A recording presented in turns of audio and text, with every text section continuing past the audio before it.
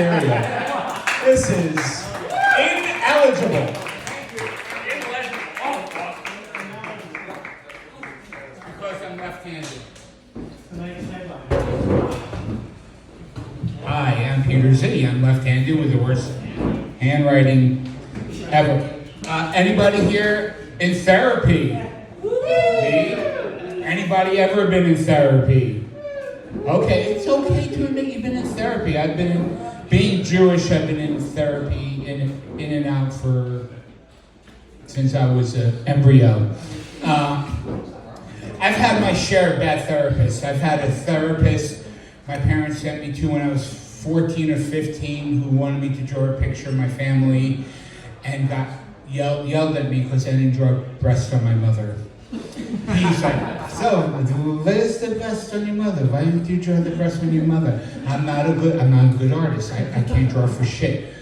I said, but your mother's not no breast. I'm like, well, she's wearing clothes. You're not going to see her breast.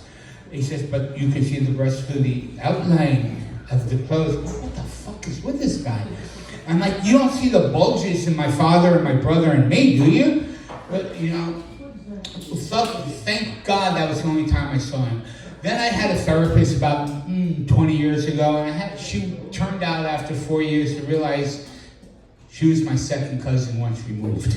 Okay? So finally, you know, and after that I had no more therapists until now. And I've got the most evil therapist in the world. I don't know, this is the first time I've ever come out, and bear with me. She does evil Jedi mind tricks on me to do the right thing, to do the kind thing, to do the adult thing. And I can't, you know, deal with it anymore because my life of not being an adult is over because I was like, the only thing that was adult in me was raising my son and paying my rent and paying the car.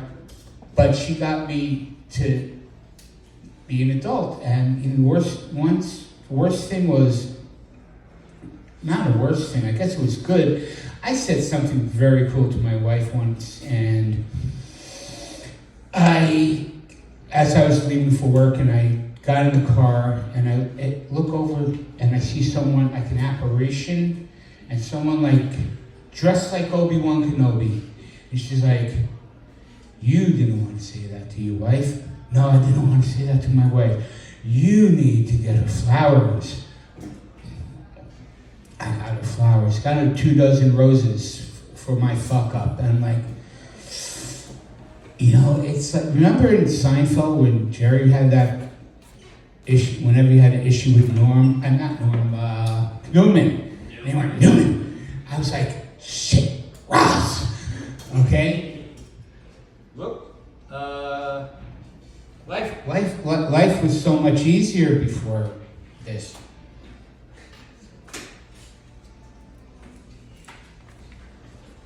Oh, sorry, this is new. I finally wrote things down.